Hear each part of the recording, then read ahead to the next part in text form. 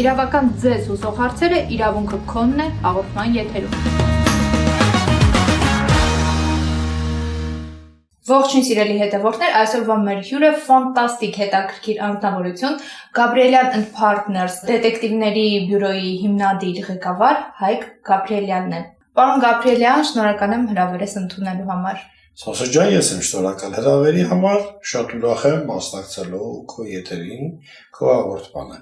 Շնորհակալություն։ Թերևս ես հնչեցնեմ ձեզ ամենաշատը ուղղված հարցերից մեկը։ Դուք ինձ հետևում եք։ Միանշանակ, ես ձեզ հետևում եմ Facebook-ում, որ բավականին երկար ժամանակ։ Ընկերության հայտ ուղարկելուց եւ ընդունելուց հետո թե առաջ։ Միանշանակ ընկերության հայտից հետո։ Շատ հրաշալի։ Պարոն Գաբրիելյան, այսօր զրուցելու ենք մասնավոր խոզարկուի ինստիտուտի արմատների,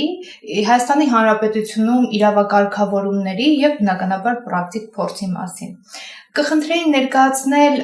որ ժամանակահատվածից է, ես գիտեմ, որ հին Եգիպտոսում անգամ գործում էր մասնավոր խոզարկուի ինստիտուտը, թեև դա այդ ժամանակահատվածում այդպես չէր կոչվում։ Սոսո ջան, ես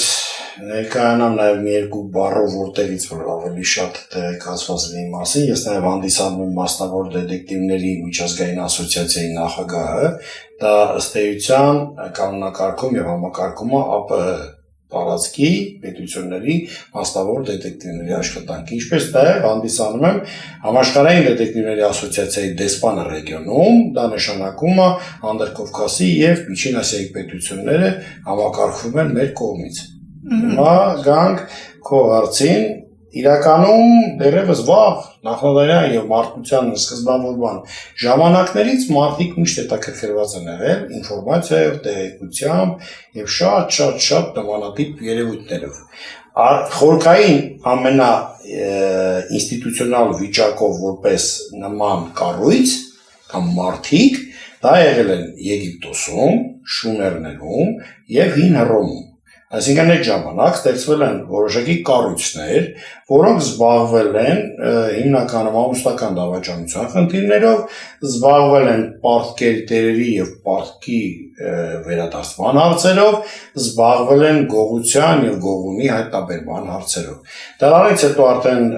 այդ կառույցների կամ այդ խմբերի հիման վրա ձևավորվել են տվյալ հասարակարգերի իրավապահ մարմինները, այսինքն ինքը որպես դետեկտիվ չի զարգացել, հիմք է դրել իրավապահ համակարգին։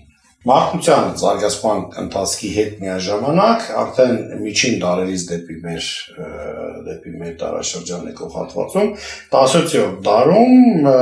Անգլիայում է ձևավորվում մի հետաքրքիր խմբավորում, որը սկսում է հավաքագրումը պարտքատերերի հայտնաբերման, պարտքի հավաքագրման գործընթացը, իսկ իրական դետեկտիվ գործունեություն իրավի դա համարվում է դետեկտիվ բիզնեսի կամ դետեկտիվ գործունեության հիմնադիր հայերը Ֆրանսիայում Էժեն Ֆրանսուଆ Վիդոկը, ով 1833 թվականին Ֆրանսիայում ստեղծում է Վիդոկի հետաքննությունների բյուրոն, որը ըստ էության զբաղվում էր կորպորատիվ հետաքննության աշխատանքներով, այսինքն ինչ էր անում, 20-30 ֆրանկ վճարի դիմաց ինքը տրամադրում էր տեղեկություններ գործընկեր կազմակերպությունների, բիզնես, այսպես լեզվով ժամանակակից ասած, բիզնես գործընկերների մասին, կան այսչոք վարկաբեկիչ տեղեկություններ, թե չկան, կամ ինչ կարգավիճակում են նրանք եւ այլն եւ այլն։ Դրանից հետո 1851 թվականին Ամերիկայի Միացյալ Նահանգներում արդեն Ալան Պինկերտոնը ստեղծում է Պինկերտոնի ազգային հետախուզական դետեկտիվ գրասենյակը, որը իմիջիայլոց գործում է մինչ օրս, աշխարհի ամենահին դետեկտիվ ընկերությունն է, եւ մենք հանդիսանում ենք նախին ԽՍՀՄ տարածքում Պինկերտոնի գրասենյակի եզակի գործընկերներից մեկը, պաշտոնական գործընկերը, նա արդեն 150-170 տարուց ավելի գործունեություն է ծավալում, ու դրանից հետո սկսում է տարածվել դետեկտիվ գործունեությունը, նույնիսկ Շերլոկ Հոլմսի կերպարը ստանալու համար հիմք հանդիսացել Վիդոկի եւ Պինկերտոնի կերպարները, որոշակի օգտագործել է, բայց ամենակարևորը, ուրեմն թե Վիդոկը, թե Պինկերտոնը ստեղծել են որոշակի քրեագիտական հիմքեր Դա օրինակ վիդեոկը ստեղծել է հետքաբանական, այսինքն ոտնահետքի վերցնում, որոշակի տարածքի հետքերի վերլուծություն, նաև խմբավորումների մեջ ներդնումը անձանց, այսինքն գործակալական ցանցի կիրառումը, դա սկսել է էժեն վիդեոկից, որը ավելի լավարկել եւ զարգացել է Պինկերտոնը, ինքը արդեն մտցրել է հանցագործների եւ անձանց քարտադարանը, ստեղծել է քարտարան, հաշվառման նկարներով, թերթերում տպված կտրում են հատուկ աբզացները նրանց վերաբերյալ հանցագործների, որը հիմքը հանդիսացել Ամերիկայի հետաքննությունների դաշնային բյուրոն ստեղծվել է Պինկերտոնի գրասենյակի հիմքի վրա, այսինքն ինքը իրավի հանդիսանում է պետական հետախուզական մարմնի, հետաքննական մարմնի հիմնադրման հիմքը եւ Պինկերտոնի բազաները իրավապահ մարմինների համար հիմք են եղել հետաքննական մինչեւ 1908 թվականը, որից հետո ստեղծվել արդեն ամերիկյան իրական պետական բազաները։ Ու նրանց հետո արդեն զարգացել է, եկել է, աճել է ու հասել է մեր օրերը Հայաստանում ստեղծվել է հայկական դետեկտիվ գրասենյակը։ Դուք բացառիկ եք այս ոլորտում, հիմնադիրն եք, շատերը չեն էլ պատկերացնում, թե ինչ գործունեություն եք ծավալում։ Ես կխնդրեի, որպեսզի հակիրճ չներկայացնեք ձեր գործունեության շրջանակը, հետո արդեն հաջորդիվ անդրադառնանք իրավական վակուումի նստերության, որը տիրում է այսօր տվյալ գործունեության կարգավորման շրջանակում։ Տեսեք, Սոսե ջան, մեր գրասենյակը իրավի առաջինն է եւ դեռևս միակն է Հայաստանում եւ հայ իրականության մեջ հայ դետեկտիվներ կան աշխարհում, բայց հայ իրականության հայկական առաջին մասնավոր դետեկտիվ ընկերությունն է։ Մենք զբաղվում ենք հիմնականում կորպորատիվ հետաքննություններով, զեղծարարությունների, խարդախությունների հայտնաբերմամբ, ֆիզիկական անձանց դեպքում կորած անձանց որոնումներով, բիոլոգիական ծնողների որոնումներով, օրինակ որդեգրած երեխաներ, ովքեր որոնում են իրենց բիոլոգիական ծնողների տարբեր երկրներում եւ այլն, մենք փորձում ենք օգնել գտնել նրանց։ Մենք զբաղվում ենք սնանկ ճանաչված, այսինքն կեղծ սնանկություններով, հայտնաբերումով, մենք զբաղվում ենք նոր ընդունված աշխատակիցների բարեվարկության ստուգմամբ, օրինակ կազմակերպությունը ընդունում աշխատակցի եւ չգիտեն ով է այդ աշխատակիցը։ Մոտավոր տենց ասել են մեր օրինակ Պողոսն ասել է ինքը լավ տղա է։ Այդ Պողոսն ասել է լավ տղա, մենք պարզում ենք իրականում այդ տղան լավ տղա է, թե ասենք ինքը եկել է օրինակ մրցակից հիմնարկության կամ ֆիրմայի կողմից ներդրված մարդ է, որը իրականացնելու է բիզնես շպիոնաժ։ Շատ տարածված, այսօր հանցատեսակ չասենք, բայց հետաքրքիր ինչ-որ գործառույթ է, որը աշխարհում կա, Հայաստանում դեռևս դրա մասին չեն պատկերացնում, բայց արդեն Հայաստանում էլ մրցակից, դրսի մրցակիցները կիրառում են։ Մենք կանխում ենք դա։ Ինչ մեթոդներով եք բացահայտում տվյալ անձանց։ Օրինակ բիզնես ոլորտում մրցակից ընկերության կողմից ներդրված անձին։ Դա մի քանի մեթոդոլոգիա կա։ Ամենակարևորը մենք օգտվում ենք աշխարհում առկա բաց հանրային բոլոր տեսակի աղբյուրներից։ Մենք ունենք հասանելիություն աղբյուրների, որին ուրիշների դեպքում հասանելիությունը շատ դժվար է տրվելու, երբեմն չի տրվելու, չնայած որ դրանք բաց աղբյուրներ են։ Հիմա մենք այդ դրանց միջոցով որոշակի գործիքակազմի կիրառմամբ համադրելով, օրինակ գտնում ենք, որ պատկերացրած Telegram-ի մի խմբում, օրինակ, ասած ամենապրիմիտիվ օրինակը բերեմ, հետևորդ են իրար հետ, այդ անձը, մեր դիտարկելի կավիճկը Պողոսը, եկած աշխատող, եւ այն ընկերության օրինակ անվտանգության ղեկավարը։ Ու այդ խմբի անուններն ասենք, չգիտեմ, ինչ-որ բիզնես ուղղություն է։ Պատահական ոչինչ չի լինում։ Դետեկտիվն ինչ անում։ Դետեկտիվը հավաքում է puzzle, այսինքն վերցնում է ցանկացած նման տեսակի փաստեր, տեղեկություններ, համադրում է, շարում է մի միջակայքում, արդյունքում ստանում է մեծ համայնապատկեր։ Հիմա այդ Telegram-ի խումբը, նա ուրիշ տեղեկություն, Facebook-յան սրտիկը կամ լայքը, ասենց ես ասում եմ այն նրանք, որոնք շատ կարելի է հանրայնացնել։ Ֆոկուսնիկները կամ աճպարարները իրանց աճպարարության գաղտնիքների զգալի մասը չեն հանրայնացնում։ Փոքրիկ աճպարարական հնարքներ է ցույց տալի։ Հիմա օրինակ Facebook-ի լայքը, Telegram-ի խմբի մի խմբում լինելը, երկուսի կանայք օրինակ մայրիկների եսին որ խմբում լինելը, պատկերացրի, չէ՞, ասած, դրանք ընդհանրապես անալիզ, վերլուծություն, համադրություն Եվ կիրառելի գործիքակազմի միջոցով մենք ստանում ենք արդեն պատկերը։ Դրան գումարած մենք ունենք միջազգային գործընկեր, որը տեսանյութի միջոցով պարզում է մարդը ստում է թե չէ։ Այդ ինչպես։ Հենց այդպես տեսանյութ ուղարկում ենք իրեն, զրուցում ենք, տեսագրում ենք։ Տեսանյութն ուղարկում ենք եւ իրանք ոնց որ պոլիգրաֆը ոնց է ստի դետեկտորը։ Մարդկանց մոտ կարծիք կա միայն ստի դետեկտորի մասին։ Հիմա գիտությունը հասել ավելի կատարելության։ Միմիկայի ժեստերի Մարմնի լեզու։ Այո, մարմնի լեզուն, բայց հիմա ինչ արվում։ Տեսագրության միջոցով դու մենք կարող է վիզուալ չհասցնենք տեսնենք։ Բայց չէ որ այնտեղ կա մեր լեգենդար Աբոն, այսինքն արհեստական բանականությունը։ Ես դրան կոչում եմ Աբո։ Առաջին անգամ եմ ասում նման արհեստական բանականություն ԱԲ, հայացի Աբո։ Մեր Աբոն է։ Ինչ են անում տեսանյութը մերոնք այդ համակարգում են ստեղծած, մեր գործընկերները, Արտասաբանյան, համակարգի մեջ ներդրելուց հետո իրենք տեսնում են, այս վարքյանուց տեղ ասեց, այս հարցի վերաբերյալ աչքը տարտեց, դեռ չգիտեմ, միկրոժպիտ կար, որը ոչ մեկ չի տեսել, ու դրա արդյունքում ձևավորվում է իր պատկերը, ինքը ստում է թե չէ։ Դա է գործիքներից մյուսը։ Միայն սուտն է բացահայտվում այդ տեսագրության միջոցով, թե նաև բնավորության գծերը։ Կարա բնավորությունն էլ, կարա անհանգստությունը, շատ բաներ։ Նու մեզ օրինակ դա այս տեսա համակարգը օգտագործվում է շատ առաջադեմ երկրների օդանավակայաններում մաքսային հսկողությունից թաքցնող մարդկանց հայտնաբերելու համար, որովհետև ինչ են անում, իրենք միացրած համակարգին տեսահսկման օդանավակայանում մարդը երբ որ քայլում է, ինքը տարօրինակ ռեակցիաներ ունի։ Ձգվում է, անհանգիստ է, քրտնում է, ծիծաղում է, չգիտեմ, տարբեր գործողություններ անում,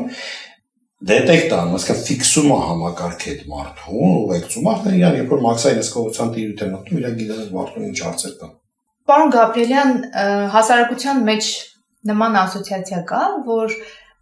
մասնավոր խուզարկում Շերլոկ Հոլմսյան հատուկ կերպարով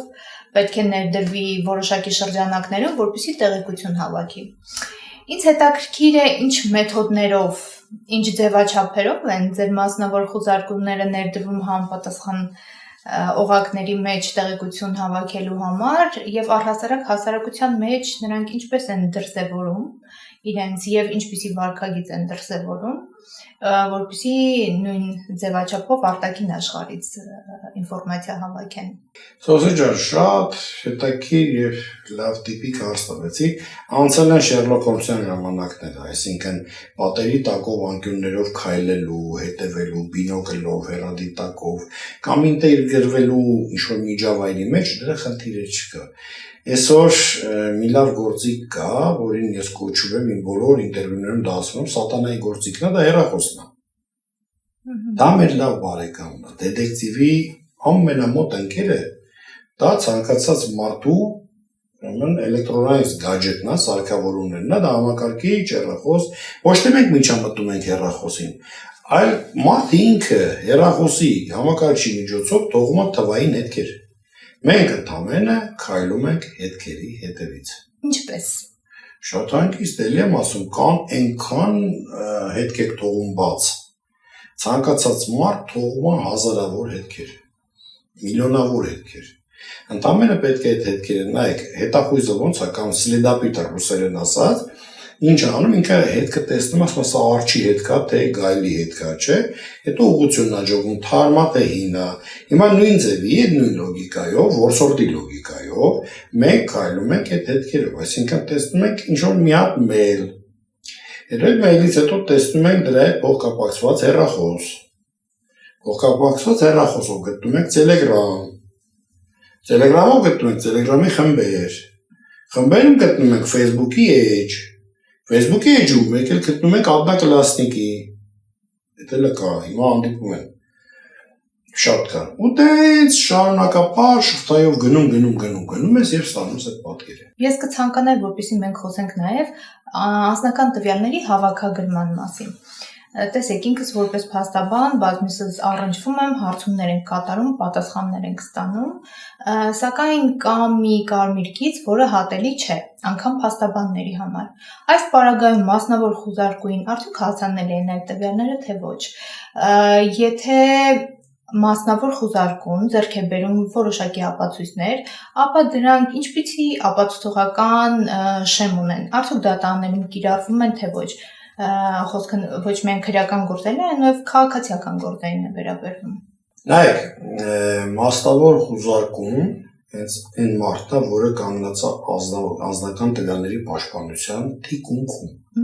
Մենք պաշտպանում ենք ու պայքարում ենք ձեր ծառայության, խարդախությունների,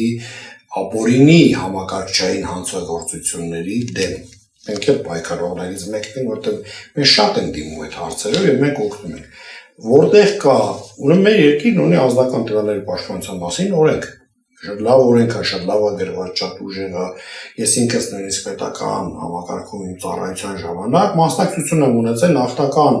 2010-11 թվերի մշակմանը այդ օրենսդրական ակտի, որը կարևոր է։ Այն տվյալները, որոնք պաշտպանված են օրենքով, կլինի դա փաստաբան, կլինի դա խուզարկու, դետեկտիվ, կլինի դա որևէ, չգիտեմ, աշխատակից պետական մարմնի իրավունք չունի մտնի, քանի դեռ չկա դատարանի որոշում։ Դա սահմանադրական նորմա եւ դա խախտել չի կարելի։ Դա սրբության սրբոցն է։ Եվ ես եթե իմանամ որևէ մեկը որ խախտել է նման բան, ես ինքս ամեն ինչ կանեմ, որ ինքը պատժվի։ Դետեկտիվը երբևիցե չի մտնում անձնական տվյալների տիրույթ, բայց կարա լինի մարդ, որը շատ փնթիվ ամփույթ է, օրինակ ոնց է, կա հիգիենայի կանոններ, չէ՞։ Մարդը առավոտ որ գնում աշխատանքի կամ տնից դուրս է գալիս, լվացվում է, լողանում, ատամներ լվանում, սապրվում, հագնվում, մի հատ էլ օծանելիք է լցնում գնում է։ Եվ մարդը կա, որ փնթի առանց լողալ, առանց հագնվել, առանց բան, չէ՞, կեղտոտ ճղած չորը դուրս է գալիս փողոց։ Հիմա թվային հիգիենայի տիրույթում կա մաքուր կոկիկ մարդիկ, ովքեր հետևում են իրենց հիգիենայի կանոններին եւ չեն այստեղ այնտեղ ցպնում իրենց անձնական տվյալները եւ կան փնթիներ, կա վիճկղ, ճակերտերի մեջ, ովքեր ասենց շռայլում են այդ տվյալներով։ Դա եթե հանրային աղբյուրում հայտնվել է այդ տեղեկությունը, դա արդեն անձնական տվյալ չի։ Դա հանրային է։ Դա արդեն 3-րդ, 4-րդ անձանց ձեռքին է։ Facebook-ը, մյուսը, որ մենակ ժողովուրդը դավերային եմ, ես ինքս մեդիինի մարդ եմ, ես հանրային մարդ եմ, իմ Facebook-յան էջում իմ նկարներն են, իմ ամեն ինչն են շարժուձեր, ինչին վեղաստեղ, տռաստեղ, ես դա տալիս եմ այդ չափով, այդ դոզան ես եմ որոշում, ինչ չափի հանրայնացնեմ։ Հիմա լիքը մարդ կա, շատ մարդ կա, որոնք ավելի շատ բան, օրինակ անձնագիրի նկարում գցում են Facebook եւ բոլորին հասանելի։ Անձնագիրը, անձնական տվյալը պաշտպանված օրենքով։ Facebook-ում գծած անձնագրի նկարը, հիմա որպես քեզ փաստաբան եմ արստալի։ Դետեկտիվի համար հասանելի է թե չէ։ Անշուշտ։ Բաց էջով դրած է։ Հանրային հարթակում Էջը չենք ջարդել, ոչ մի բան չենք արել, ոչ մի գործողություն չենք արել։ Ընդամենը գրել ենք օրինակ Պողոսյան Պողոս Վարդգեսի, բերում անձնագրի նկարը։ Պապս ասում էր քորին ինչա պետք աչքի լույս։ Շումորի տան։ Հիմա մենք այդ աչքի լույսը ստանում ենք։ Հիմա լիքը այդպես բաներ կա, այսինքն դետեկտիվի տարբերությունը ինչու՞մն է կայանում, ինքը որոնող է։ Ես իմ առաջին մասնագիտությունը պետական համակարգում ֆինանսների նախարարությունում եղել եմ ռևիզոր։ Ռևիզոր այսօր չեն պատկերում։ Ռևիզորը այն մարդն է, որը փորում էր։ Գնում էր գործարան, փորում էր հասնվել մինչև ամենախորքը։ Հիմա դետեկտիվը հասարակության մեջ այդ ռևիզորի կերպարումը։ Իմ փորումը մանա գալիս գտնում է եւ լավ որսորդին հասնում է լավ որսը։ Միանշանակ։ Հիմա դետեկտիվն էլ լավ որսորդն է։ Հուսով եմ կարծա հարցի պատասխանել։ Այո, եւ լիարժեք, այսինքն կարող ենք անել հետեւություն, որ մեր հասարակությունը մեդիագրագիտության խնդիր ունի։ Ամբողջ աշխարհում կա, մեր հասարակությունը չէ, աշխարհում։ Ինչպես կարելի է բարձրացնել մեդիագրագիտության մակարդակը, որպեսզի մարդիկ խոսելի չդառնան։ Ցանկացած իմ ինտերվյուի ժամանակ մեր Մարտիրոսյան Սամվելը ամբողջ օրը խոսում է։ Հա։ Այդ խեղճ մարդու հոգին դուս է գալի։ Ես երբ հնարավորություն ունեմ խոսում եմ։ Մեր, ասենք, կիբեր ոստիկանության Ղեկավարությունը ամբողջ օրը խոսում, ամբողջ ռոլիկները պատտվում, մեկը տարբերություն չկա։ Մարդուն ասում են, օրինակ, որ ձեզ զանգում ասում են ռուսերենով, որ մենք KGB-ից ենք Հայաստանի, ԱԱԾ-ից ենք։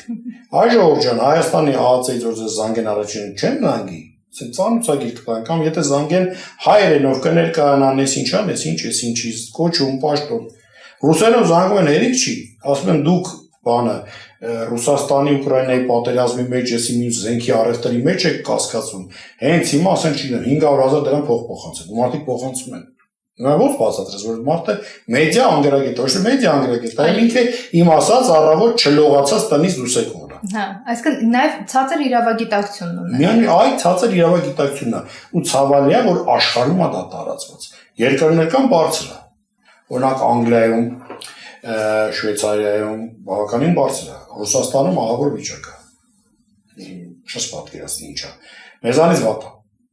Հա, բանում դե Բելարուսիայում ոչինչ չկա, ոչ նենց, որ դու լրի փակ այնտեղ Հյուսիսային Կորեա, Բելարուսիա, այդ մի քանի երկրներ կան, այնտեղ Թուրքմենիա, իրանք այդ խնդիրը չունեն, որտեղ ընդհանրապես խնդիր չունեն։ Հետ վերադարձ կատարենք ձեռք բերված ապացույցներին, հա, որոնք ակամայից կամ միգուցե շատ ուղիղ գործողությունների արդյունքում հայտնվում են մասնավոր խոզարկուի ձեռքերում։ Դրանք դատարանում ինչպես են օգտագործվում են թե ոչ։ Իմ կարծիքով, օրինակ, տեսեք, հիմա երկրում գործում է մասնավոր գանգատի ինստիտուտը։ Չէ՞։ Ինչ ա, մասնավոր գանգատը թողել են մարդու վրա, ասում են դու ապացույցներ հավաքի։ Անձին կապացույց ներկայացնելու եւ պաշտպանվելու իրավունք։ Իրանք են մտնում դատարան, իրանք իրենց պաշտպանում, այսինքն այդ ֆունկցիայով։ Հիմա այդ պարագայում դետեկտիվը օգնում է հավաքագրել այդ ապացույցները։ Հիմա դատարանը կընդունի չի ընդունի, դա դատարանի որոշելիքն է, բայց այն որ դետեկտիվը բարոյապես եւ իրավագիտակից լինելով օգնում է մարդուն, այդ նույն ուժողի բերում հասցնում է մի հատ տեղեկություն, որ օրինակ այս արձանը ստեղ sense պիտի չլիներ, այստեղ որ դրած, այս սրա պատճառով է դրած։ Սա սրա հետևանքն է, այդ պատճառը հետևանքային կապը տալիս ես, հիմնավորում ես, որոշակի օգտվում ես դրսի գործիքակազմից,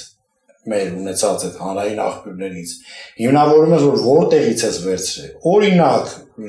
ճակերտներով նորից ասենք Մադագասկար News թերթում հրապարակվել է ինչ-որ բան, որը կօգնի այդ գործին։ Հիմա դատավորը դա կհամարի ապացույց թե ոչ, այդ դատավորի որոշելիքն է։ Ասում են դետեկտիվը հուշում է, բայց չի պարտադրում։ Հասկանալի է։ Ես իհարկե հասկանում եմ ձեր վերլուծական միտքը, ինչպես նաև շատ լավ պատկերացնում եմ իրավական կարգավորումները, ինչու եմ այս հարցը տալիս, որովհետև ըստ օրենսդրության, հա, եւ քրեական դատավարության եւ քաղաքացիական եւ առհասարակ տարբեր իրավական ոլորտների կարգավորումներով, տեսեք, օրինական կերպով ձեռք բերված ապացույցը դատարանը ընդունելի է համարում։ Սակայն այս պարագայում, քանի որ Հայաստանի Հանրապետությունում իրավական վակուում է, կարելի է այդպես ձևակերպել, համենայն դեպս, այսինքն չկա ոլորտը կարգավորող օրենք, կառավարության, այս պարագայում հղում տալը մասնավոր դետեկտիվին, հա, մասնավոր խոզարկուի կողմից ձեռք բերված լինելու հանգամանքին, ինչ է կարծում, որքանով է ճիշտ, որպես մասնագետ, եւ առհասարակ չեք ուզում վերջապես օրենսդրական նախաձեռնությամբ հանդես գալ եւ կարգավորել ոլորտը, քանի որ դուք այս ոլորտի հայաստանյան ներկայացուցիչն ու հիմնադիրն եք։ Կամ վերջից ունենք օրենսդրական նախագիծ շատ հետաքրքիր։ Ես վերցրել եմ ամերիկյան օրենսդրությունը։ Ուրեմն դետեկտիվ գործունեության մեջ լավագույնը, որ կատարելության է հասած, դա ամերիկյան օրենսդրությունն է։ Ամերիկյան դետեկտիվներն ունեն զենք կրելու իրավունք, հատուկ միջոց կիրառելու իրավունք, այսինքն իրանք իրավապահի փող լրացնող մի մասնիկ են։ Պայքարի հանցագործության եւ հանցավորության դեմ պայքարի շրջանակներում իրանք բացի են անձնական աջակցությունը, որ քաղաքացիներին եւ այլն, իրանք նաեւ աջակցող ստորաբաժանում են կամ անկախ մարմին են, որոնք օգնում են իրավապահ մարմիններին։ Շատ հետաքրքիր кейսեր կա։ Հիմա մենք Հայաստանի համար ես մեր թիմի հետ գրել ենք օրենքի նախագիծը, պատրաստ ենք, մի քիչ մշակումների խնդիր ունի, որը կարգավորելու է ձեր ասած այդ վակումը, բայց ես վակում չեմ տեսնում, ասեմ ինչու։ Հայաստանի Հանրապետությունում կա սահմանադրություն, մայր օրենքը, կա քրեական օրենսգիր, կա քրդատ օրենսգիր, կա քաղաքացիական օրենսգիր, քաղաքացիական դատավարության օրենսգիր եւ այլն եւ այլն եւ այլն։ Հիմա հետաքննող լրագրողները, որ օրինակ իրանց մասին օրենք կա, գործունեությունը կարգավորող։ ԶԼՄ-ների մասին օրենք չէ, նորից եմ ասում, հետաքննող լրագրողը, որ ինչ որ հանցագործության, ինչ որ բանի մասին իրեն իհայտ եկած տեղեկությունը հրապարակում է իր կայքում, որ հետո դառնում է ապացուցողական նշանակություն, քրեական գործի կամ քաղաքացիական վարույթի հիմք, ճիշտ է։ Այո, միանշանակ։ Օրենք չկա կարգավորող, ինքը առաջնորդվում է, մենք էլ ենք առաջնորդում նույն ԶԼՄ-ների, չէ, օրենսդրությամբ ցանկացած քաղաքացի իրեն իհայտ եկած տեղեկությունը պարտավոր է հայտնի իր մարմիններին։ Ամեն դեպքում ունի քաղաքացիական պարտավորություն։ Այո, ունի։ Դե ես էլ որպես մի քայլ վերև քաղաքացի եմ, ասենց ասեմ, այսինքն նաև ունեմ մասնագիտական պարտավորություն, ես այդ տեղեկությունները կարամ հայտնեմ իրավապահ մարմիններին, կարամ փոխանցեմ դատական համակարգին, բայց ընդունում եմ քո խոսքը, որպես իրավաբանի, որպես փաստաբանի, այո, համակարգը որպեսի ամբողջությամբ գործուն լինի, այսինքն չկաղա։ Հիմա տեսեք, մենք օրինակ ավելի թույլ ենք, քան մեր ամերիկյան կամ եվրոպական գործընկերները։ Օրինակ նրանք ունեն օպերատիվ հետախուզական գործունեություն անելու իրավունք։ Նրանք ունեն հետամտելու, հետևելու, նկարահանելու, լուսանկարելու։ Հիմա մենք էլ կարող ենք անել, ասեմ, բաց հանրային միջավայրում, օրինակ սրճարանում։ Ես կարող եմ անել վիդեո սելֆի public, որևէ չի կարող ինձ արկել։ Որի մեջ կընկնի այդ ամբողջ տարածքը։ Որի մեջ կհայտնվեն այլ անձինք։ Այլ անձինք, քան դե ֆուտբոլ եք նայում, ոնց է ֆուտբոլը նկարում են, ստադիոնում բոլորը նկարում են, ճիշտ է։ Այո։ Նույնիսկ ես վերջին մի հատ դեպք կար, որ կամպանիաներից մեկի պրեզիդենտը իր սիրուհու հետ բալկոնում համբուրվում էր, մարդիկ հայտարարակ եղան։ Ես եմ ուզում հիշեցնել այդ պատմությունը։ Հիմա պատկերացրա։ Ես անում եմ վիդեո սելֆի, բերում եմ պրակտիկ օրինակ, դասագրքային։ Մենք չենք կիրառում, բայց ասում եմ, որ օրենքով կարող ենք։ Այդ վիդեո սելֆիի մեջ ընկնում են X-ն ու Y-ը։ Դու պատվիրատուն ես, լավ sense ասել, քեզ պետք է հասկանալ X-ի ու Y-ի հարաբերությունները։ Դու ընդհանրապես image-ին հետևելով այդ ուղիղ եթերը նայելով դու դա տեսնում ես։ Չէ՞ բաց աղբյուր է։ Ես հիմա բաց հանրային մարդ եմ, չէ՞։ Միանշանակ։ Image-ը public է, բաց է, փագեշ չի, պրիվատնի չի։ Հնարաբերաբար դու image-ի հետևորդ ես, ընկեր չես, հետևորդ ես։ Քեզ ասել են, ես ինչ օր ես ինչ ժամի եթեր։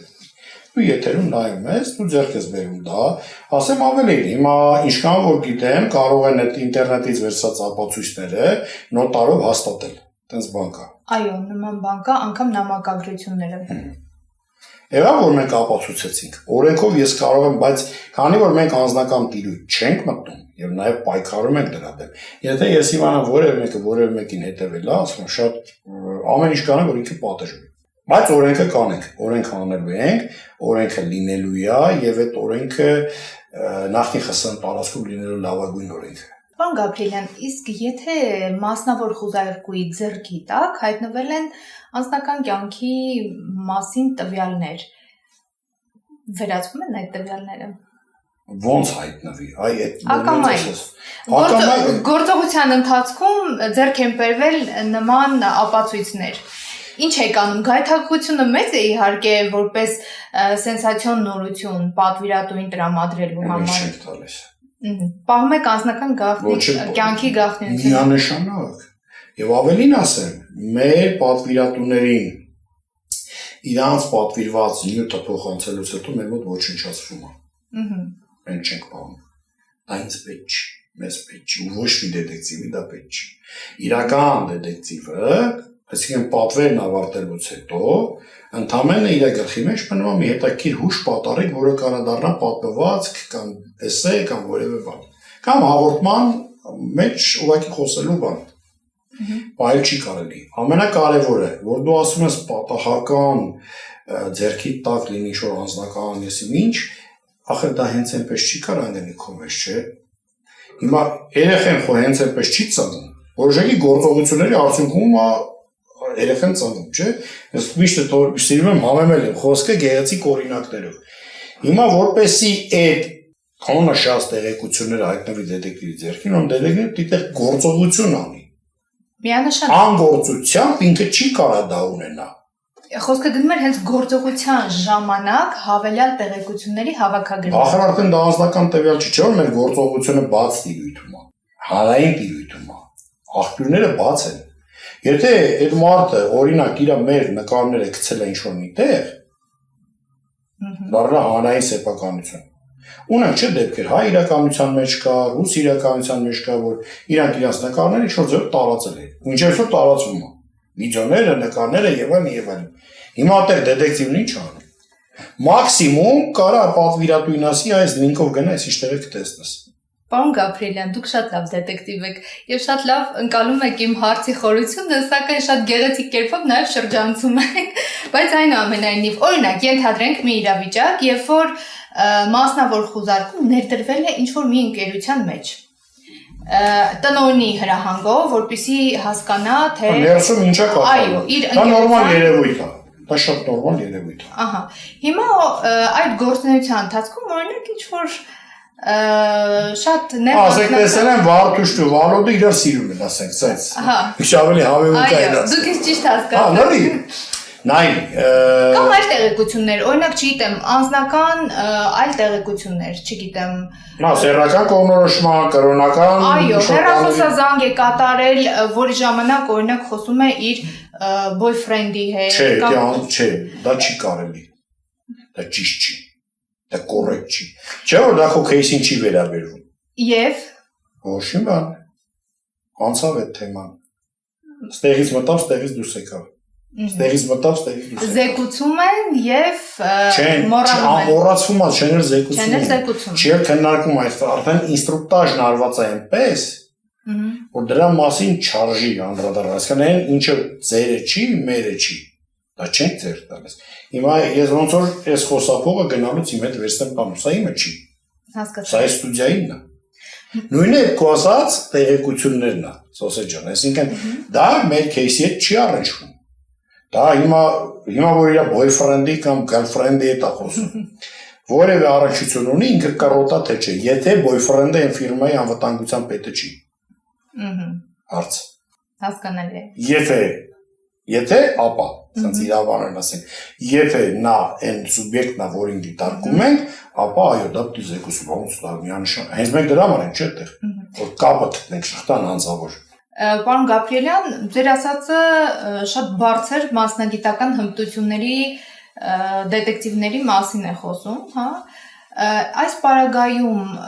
դուք ո՞նց եք կազմակերպում նրանց մասնագիտական աճը։ Վերապատրաստումները ինչպես եք կազմակերպում, միգուցե դասընթացներ կամ Ասեմ, մենք ես, եղբայրս եւ տղաս դե մեր հիմնարկի հիմնական են, կորիզը, դետեկտիվները, այսինքն Հայաստանը ունի 3 դետեկտիվ։ Դա ես եմ, եղբայրս է, որդիս է։ Ես ու եղբայրս հիմնադիրներն ենք, որդիս էլ որ ասում եմ բանակից վերադարձավ, ոնց փոխվեց իր մոտ, քիմիան գլխի մեջ փոխվեց, եկավ միացավ թիմին։ IT անվտանգության ոլորտում էր պոլիտեխնիկ, փոխվեց իրավաբանական, ինքը իր կամքով իր ուժերը ու եկավ միացավ թիմին։ Այս տարի ավարտեց։ Հիմա նայեք, մենք երեքով ավարտել ենք Սանկտ Պետերբուրգի մասնավոր դետեկտիվների բարձրագույն դպրոցը։ Այսինքն մենք մի որակավորում արդեն ունենք որպես մասնավոր դետեկտիվներ։ Մենք դիպլոմավորված մասնագետ դետեկտիվներ ենք։ 360 ժամանոց դասընթաց ենք անցել։ Հեռակա, on-line, բայց խորքային դասընթացներ։ Անընդհատ մենք մասնակցում ենք տարբեր կոնֆերանսների, տարբեր թե on-line, թե իրական շփման։ Ես օրինակ վրեժի հետ եղել եմ անցած տարի Չիկագոյում, համաշխարհային ասոցիացիայի 101-ի գագաթնաժողովին, որը 6 օրից 3 օր է մենակ դասընթաց ու շփումներ էր։ Պրոֆեսիոնալ մակարդակի, աշխարհի լավագույն, էլիտար, ասած դետեկտիվների հետ։ Այս տարի օրինակ ես դրանից հետո ԱՊՀ դետեկտիվների գագաթնաժողովը արեցինք Երևանում, որտեղ եկան էլի բավականին բարձրակարգ պրոֆեսիոնալներ, այդ ամեն շփումը, ամեն հանդիպումը մեր մոտ զարգացնում, որտեղ նորովի մենք ինչ ենք անում, փորձ ենք փոխարկում, ինչ կա, որտեղ կարելի է ինչ որոնել, որտեղ կարելի է ինչ գտնել, ինչպես անել, մի քիչ ավելի հումորային ասեմ, օրենքը խախտել, օրենքը չխախտելով։ Դա ամենակարևոր փորձառությունն է, որովհետև դետեկտիվը քայլում է օրենքի եւ անօրինականության բարակ լարի վրայով։ Դու խելացի ես, փորձառու ես, ունակ ես, դու ճանապարհդ կանցնես։ Եթե անփորձ ես, խարդավանքների եւ զերծարարության հակումներ ունես, արագ ոչ բարեվարքես գլորվում ընկնում ես անիրավության դաշտը եւ դատվում ես։ Շատ լավ։ Հիմա հաջորդ հարցս բարեվարկության մասին դետեկտիվների միջազգային պրակտիկայում խոսքը չի գնում հայաստանյան դետեկտիվների մասին։ Միջազգային պրակտիկայում եթե լինում են դեպքեր, որ դետեկտիվը վերազանցում է իր գործողությունները, այսինքն կատարում է դետեկտիվին ոչ հարիր կամ չգիտեմ իրենց բյուրոյի կամ կազմակերպ, կամ կա բողոք, որ անձնական կյանք են ներխուժել, հատել են բոլոր կոնվենցիոն նորմերը եւ այլն, այս պարագայում միջազգային պրակտիկան ինչպես է, ինչ է ասում, ինչպիսի պատիժ է նախատեսվում։ Սոսը ջան, դետեկտիվների համաշխարհային ասոցիացիան, որի անդամն եմ եւ դեսպանն եմ, ես եղբայրս Գագիկն էլ անդամ, շուտով վրեժն էլ կանդամակցի, նա շատ պապաբեր է։ Հայաստանում 3 դետեկտիվ եւ 3-ն էլ ասոցիացիայի անդամ, աշխարհում չկա տես պետություն։ Մենք այդտեղ առաջի տեղում ենք կանգնում, էլի, դետեկտիվների քանակով, որոնք անդամ են, կա մենք ունենք ներքին խարտիա, կանոնակարգ։ Որը շատ 100 տարեկան է կանոնակարգը, մի քանի տարի մեկ փոփոխվել է, բայց ինքը ասոցիացիան 101 տարեկան է։ Պարտադիր պայման է, տեսեք, կրոնական, ռասայական, սեռական, գենդերային, քաղաքական որևէ խնդրանականություն, որևէ գործողություն էթիկայի կանոնները խախտող որևէ արարքի համար, եթե դա հիմնավորվեց, օրինակ, արել ես մի գործողություն, խաբել ես հաճախորդին, օրինակ, փողն առել ես, գործը չես արել, կամ գործն արել ես, թեր ես արել, կամ հաճախորդի պատվերի մասին տեղեկացրել ես վարձակից կողմին։ Եթե դա ապացուցվեց, ցմահ որակազրկվում է այդ մարդը։ Ինքը ընդմիշտ որակազրկվում է, ինքը կարող է փողոցում ֆրազի ես դետեկտիվ եմ, բայց ինքը արդեն համայնքի կողմից,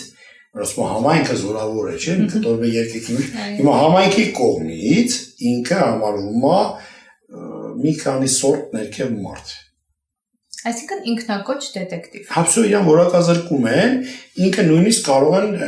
դեպքեր լինի, որ մուշնորթեն, որ իր հանդեպ որոշակի իրավական գործընթացներ լինի։ Այս պետության կարգավորումներից կամ որ երկրում է եւ այլն եւ այլն։ Այնուամենայնիվ վերադառնանք իրավական կարգավորումներին, երբ եք պատրաստվում ներկայացնել նախագիծը։ Հուսով եմ նորատիր պարլամենտում հաստատ կընդունենք, որտեղ 5 տարեկան արդեն, այդ շատ հետաքրքիր է, որ դետեկտիվ գործունեությունը Հայաստանում 5 տարեկան է, այսինքն ինչա մարդը ծնվեց, չէ՞, Հայաստանում 5 տարեկան հիմա գնում են դպրոց։ Ամենուր 5-5.5 տարեկանում Հայաստանում գնում են դպրոց եւ 17 տարեկան 17 ավարտում են դպրոցը։ Մտնում են կյանք։ Հիմա ես համարում եմ, որ մեր դետեկտիվ գործունեությունը մանկապարտեզի հետ մակարդակը անցել է, պետք է անցնի դպրոց գնալու համար արդեն պետք է իրավական կարգավորումներ, այսինքն օրենքը։ Ցանկանամ այս տարի, եթե ոչ գոնե մյուս տարի մենք օրենք ունենանք։ Որովհետև արդեն օրենքից մի քայլ առաջ եմ եկել։ Ես ստեղծել եմ Հայաստանի մասնավոր դետեկտիվների ասոցիացիան, որը շուտով կանդամակցի IKD-ին, համաշխարհային ասոցիացիաների ասոցիացիան, այսինքն այնտեղ ոչ թե դետեկտիվներն են անդամակցում, այլ ինքը նման է օլիմպիական կոմիտեի։ Ֆեդերացիաները բան, ոնց է սպորտում, այս պարագայում, ասենք, ազգային դետեկտիվական մասնավոր դետեկտիվների ասոցիացիաները անդամակցում են այդ ասոցիացիային, որը ՄԱԿ-ի եւ ՅՈՒՆԵՍԿՕ-ի կողմից ճանաչված կազմակերպություն է։ Պարոն Գաբրիելյան, եթե գաղտնիք չէ եւ եթե ուզում եք իհարկե այս մասին խոսել ու հանրայնացնել թեման, ովքեր չեն կարող լինել դետեկտիվ։ Ասեմ ձեզ, Սոսա ջան, Հայաստանի Հանրապետության համար օրենքը չկա, բայց քանի որ կա մեր ընկերությունը, որ ունի իր կանոնադրությունը հաստատված, որի մեջ դետալները մանրամասն նկարագրած է, թե ովքեր կարող լինել դետեկտիվ, նաև Հայաստանի մասնավոր դետեկտիվների ասոցիացիան, որը այս տարի կլինի մի տարեկան, 25 թվականին ենք հիմնադրել, պարտադիր պայմաններ կա։ Ուրեմն դետեկտիվ չի կարող լինել մարդ, ով ուղիղ աֆիլիացված է քրեական հեղինակությունների եւ անձավոր աշխարհի հետ։ Դետեկտիվ չի կարող լինել մարդ, ով աֆիլիացված է քաղաքական միավորումների եւ կուսակցությունների հետ։ Դետեկտիվ չի կարող լինել մարդ, ով ունի դիտավորյալ հանցագործության համար դատապարտված է։ Այսինքն ինքը կատարել է հանցանք։ Եվ դետեկտիվ չի կարող լինել ինքնաբերաբար մարդը, ով որ թմրամոլ է, խաղամոլ է եւ ինչ-որ այլ ոլերից է։ Պարոն Գաբրիելյան, խոսեցինք հին Եգիպտոսից, սակայն որքանով ես տեղեկացված եմ, ձեզ հետ զրույցներից իհարկե անշուշտ, մասնավոր խուզարկու հասկացությունը եւ գործողությունները որոշակի առումով նաեւ աստվածաշնչյան հետքեր ունեն։ Կխնդրեի բացել ճակատները։ Ես որ սկսել եմ զբաղվել այս մասնագիտությամբ, խորքային փորձել եմ վերլուծել, ուսումնասիրել, գտնել գրականության մեջ, ոչ դետեկտիվ գրականության, այլ ուղղակի գրականության կամ արվեստի մեջ, կամ որոշակի պատմական էպիզոդների մեջ գտնել, թե որտեղ կարող լիներ, որ էպիզոդներ կամ դեպքեր, որոնք նման կլինեն դետեկտիվ գործունեությանը։ Եվ ամենաուժեղ հիշվող եւ հիշարժան մասը, որ բոլորիս համար կա, այսինքն ամեն տարի մենք այդ օրը գիտենք։ Դա ավակ շաբաթն է, երբ ավակ հինգշաբթի օրը մեր Տեր Հիսուս Քրիստոսը աղոթքը ավարտելուց հետո իր աշակերտներից Թոմասին եւ Պողոսին տալիս է հանձնարարություն, ասում է կգնաք Երուսաղեմ, քաղաք մտնելուց կհանդիպեք մի մարդու, ում ուսին կա ջրով կուշ, կհետևեք այդ մարդուն, նա կգնա մի տուն, երբ որ կմտնեք այդ տուն, կնայեք այդ տարածքը, կվերադառնաք, որտեսի մենք այդտեղ անելու ենք մեր ընթրիքը։ Հիմա դա դու որպես իրավաբան եւ փաստաբան, դա ի՞նչ է կրում, դա օպերատիվ հետախուզական գործունեություն է, ճիշտ է։ Անձին հետևել, տեղազննել, տեղորոշել եւ վերադառնալ ասել։ Այո։ Դա մեկ։ Հիմա որևէ մեկը ուշադիր չի եղել, որ Աստվածաշնչում ջրհեղեղից, երբ որ Նոյ նահապետը իր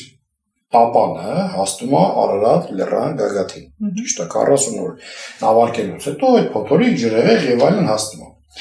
Ինչ անում է, բացում է պատուհանը տապանի, բացաթողում ագրավին, ճիշտ է։ Ագրավը գնում կորում է։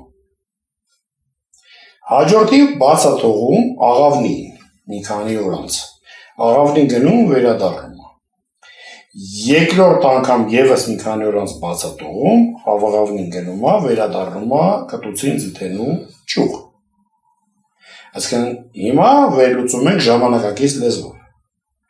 Ագրավը եւ աղավնին դրանք դրոններ են։ Չէ՞ որ Նոյը ինչ արել, հետախուզական աշխատանք։ Ում միջոցով կամ ինչի, ագրավի եւ աղավնու։ Դրանք ներկայիս դրոնների փոխարինող տեսակն են եղել բնական ճանապարհով։ Ինչ արել, ագրավը կորել, այսինքն այդ դրոնը չի խափանվել, անկել, փչացել է եւ այլ եւ այլ։ Կամ կապն է կտրվել, GPS-ը անջատվել է, դրոնը ընկել է։ Սենց վստահ։ Աղավնը ինչ եղել, մի անգամ գնում է, ինքը շատ որակով դրոն է, գնում վերադառնում է։ Երկրորդ անգամ գնում, արդեն վերադառնում է ինֆորմացիայով։ Այն ինչի համար ինքը նախատեսված էր։ Աղավնին բերում է տեղեկություն, որ ցամաքել է, ջուրն իջել է, կա ծառ, կա ճյուղ։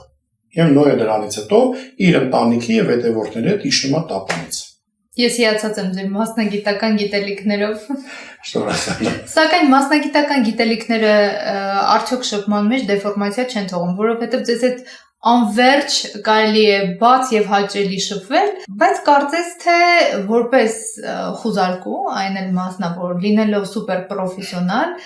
կարծում եմ, որ յուրաքանչյուր անձի հետ շփվելուց կարծես թե նախապես թեև անգամ եթե չեք հավաքագրել տվյալներ, ապա այդ պահին որոշակի անալիտիկ մտքեր են գալիս վարքագծի, մարմնի լեզվի, շարժուձևի, լեքսիկոնի, ձայնի տեմբրի եւ այլնի հետ կապված։ Նայեք, Սոսեր ջան, իրականում չի կարող մարդու մոտ չլինել պրոֆեսիոնալ դեֆորմացիա։ Իմ մոտ դա արտահայտված է, ասեմ, տեսախցիկների հետ կապված։ Սոնակ միշտ աշխատում, ինքս բաց եմ, ինքս հանրային մարդ եմ, բայց չեմ սիրում, երբ որ ինձ հետևից են նայում։ Ես միշտ աշխատում եմ նստեմ այն դիրքով, որ դեմքով լինեմ դեպի տեսախցիկը։ Որ ժպտակ։ Որ ժպտամ, նայեմ, ասեմ բարև ձեզ եւ այլն եւ այլն։ Ինչ վերաբերում է մարդկանց ուսումնասիրելուն եւ վերլուծելուն, դա փոքրիկ, այսինքն դա արդեն ինստինկտի մեջ մտած վարժանք է։ ուղղակի գնում ես հանդիպման, իմանաս ում հետ ես գնում հանդիպման։ Դա չի վերաբերում քեզ, դա չի վերաբերում գործընկերներին, դա վերաբերում է լրիվ անծանոթ մարդուն։ Օրինակ, դրա վրա մի փոքր հումոր անեմ։ Մենք ունենք համակարգ, մեր համաշխարհային ասոցիացիայից ինքը նման է GetContact-ին, բայց GetContact-ը չի։ Հետաքրքիր համակարգը հեռախոսից մեջ որ զանգ է գալիս, բերում է իր Facebook-ի էջը մի քանի տենց բաներ բերում, հա։ Հիմա որ զանգում են ինձ հաճախորդները, իմ հեռախոսն է դրված, բոլոր հաճախորդները շփվում եմ ես։ Որ ալինում ինչով 100 զանգ ես ստանում։ Դա խորհրդատվությունը պատասխանած ես չեմ նետում։ Մարդ զանգում, ասենք ոնց որ զանգի, ասեմ բարև Պողոս ջան, ոնց որ Պողոսից շատ խոսեցինք։ Պողոսները շատ Պետրոսից ասենք։ Բարև Պետրոս ջան, ոնց է։ Չէ, դա վտանգավոր կատեգորիա է, Պողոսը ավելի լավ է։ Չէ, ես չեմ ներ, Պողոսից էլ Պետրոսից էլ նորմալ, երկուսն էլ աստվածաշնչյան կերպարներ են։ Այո։ Պրոստը Պետրոսը 3 անգամ տիրոջը ուրացող տեսակն է, էլի։ Նշում, ոնց որ ասեմ բարև Պողոս ջան, ես զգում եմ մի կես րոպե Պողոսը պաուզա է։ Ոնց իմացա Անգելա դետեկտիվին, դետեկտիվը ասում է բարև Պողոս ջան։ Հետո ուշքի է գալիս, ասում է մենք ծանոթ ենք, ասում եմ չէ, դու զանգել ես դետեկտիվին, որ գնար Վանգայի մոտ, Վանգան քեզ ուրիշ բան ասա, չէ՞ ինքը գուշակել։ Հիմա ես դետեկտիվ եմ, ես էլ քո հանդեպ կիրառում իմ հնարքները, այսինքն քեզ ասում եմ, որ դու Պողոսն ես։ Մարդը նորմալ է ընդունում, եւ նաեւ կան մարդիկ, օրինակ, ասում ես նորից բարև X ջան, անջատում է, կորում է։ Այսինքն դե հասկանաս, որ X-ի մտքերը այդքան էլ մաքուր չեն եղել։ Այսինքն ինքը ուրիշ հարցով էր զանգում, էլի, դետեկտիվին պիտի մեր, բայց ինչ-որ մի քիչ ուրիշ ձևի հարցերով պիտի մեր, ինքը քրտ անջատում է ու կորում է։ Նրանք սա օգտագործում ենք մենք Սոսը ջան, բայց ոչ թե որպես պատկերացնես, եթե դու ամբողջ օրը մտնես դրա մեջ, ես խեթանում։ Չեմ կարող, այսինքն ամբողջ օրը թե պատկերացնես, սասրահեց, շո մի պահ կգա, որ ես չիպերը լրիվ ծուխը կթշա ու կպրծնի։ Նման ավելի լավ է ինպես, թեթև մեդիա, ուրեմն աշխարհի բոլոր ներկայիս գործող լավագույն դետեկտիվները իմ ընկերներն են, որոնցից ամենալավագույնների թվում տասնյակում Մայք Լակորտն է, Բրիտանիայի դետեկտիվների ասոցիացիայի նախագահը, իմ ընկերն է, լավ գործընկեր, ընկեր եւ այլ, ինքը նույնիսկ ոդկասթներ ունի անձամբ։ Վարում է, հրավիրում է, խոսում է տարբեր պրոֆիլի մասնագետների եւ այլն։ Դա նորմալ է, դա ճիշտ է։ Խոսեցիք հանրային կերպարների մասին, հա, որ հանրային կյանք եք վարում եւ ձեր գոլեգաները եւս։ Ինձ մոտ այսպիսի հարց առաջացավ միջազգային պրակտիկայում ինչպես է ընդունված երթվյալ ատենակալների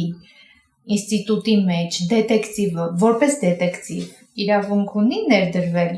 միգուցե ներդրվել բառը մասնակցել այո դատավարությանը մասնակցել Սոսը ջան ես որքան որ շփվում եմ իմ գործընկերների հետ ամերիկացիների հետ Վրաստանում կա եւ մի շարք երկրներում երթվյալ ատենակալների ինստիտուտը ձևավորվում է քաղաքացիներից ոչ մասնագետներից այսինքն չեն ասում օրինակ մի ատենակալը լինի դետեկտիվ մեկը փաստաբան մեկը չգիտեմ հարկայինի աշխատող մեկն էլ նկարիչ չէ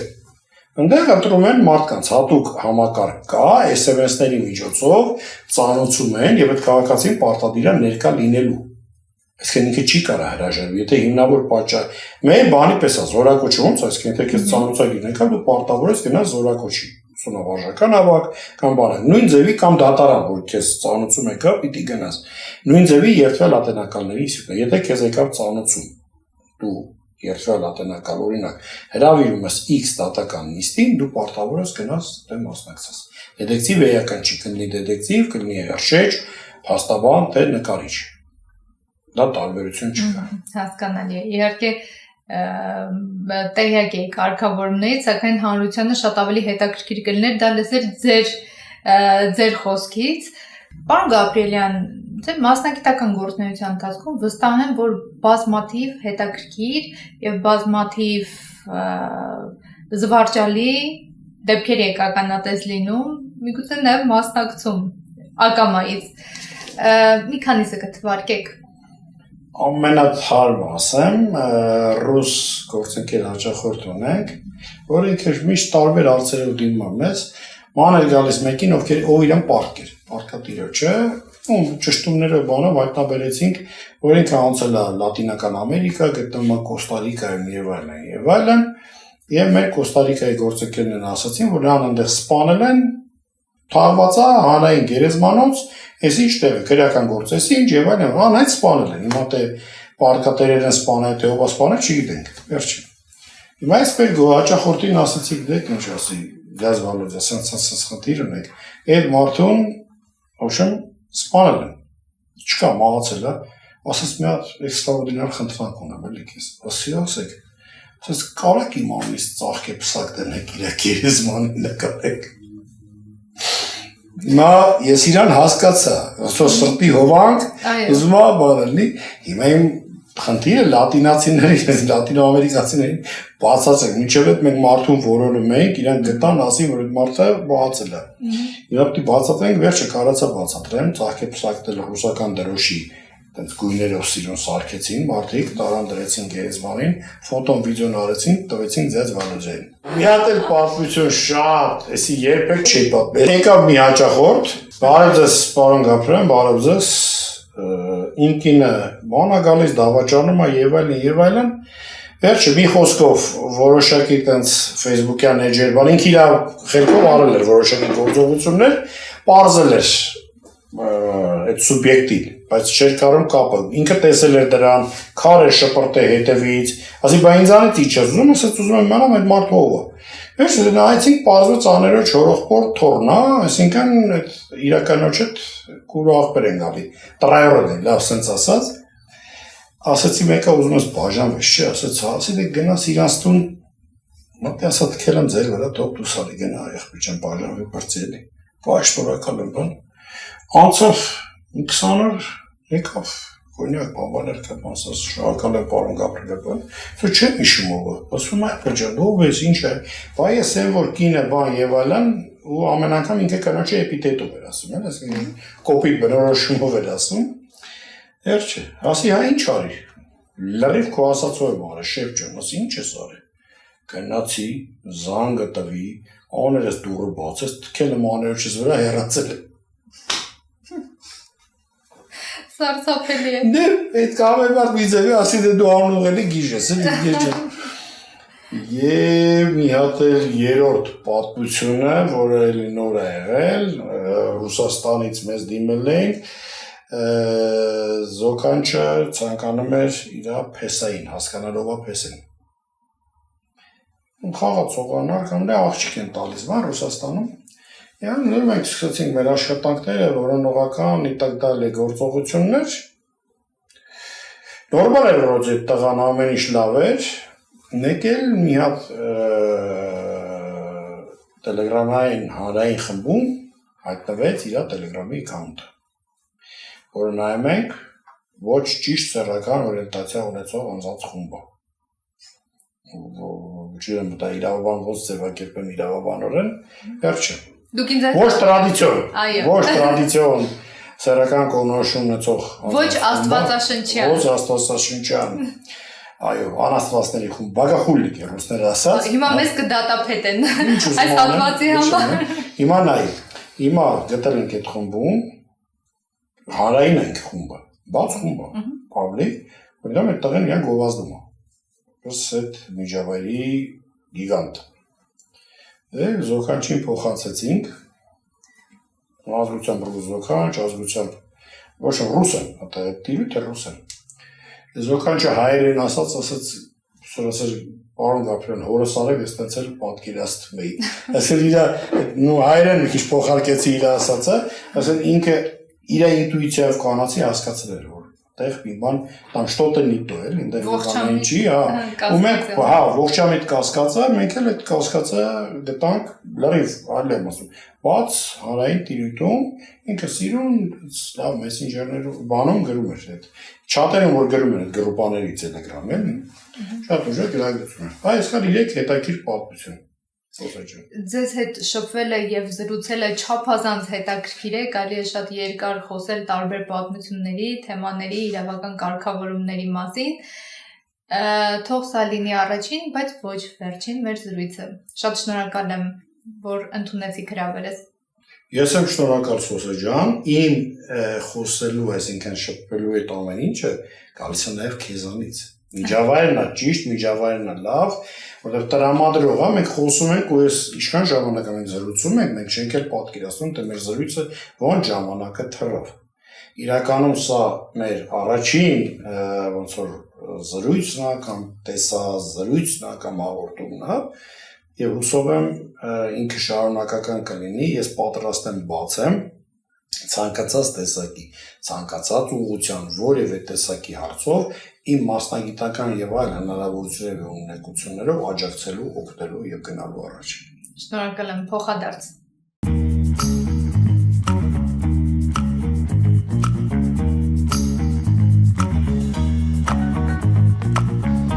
Իրավական ձեզ հուսող հարցերը իրավունքը քոնն է հաղորդման եթերում։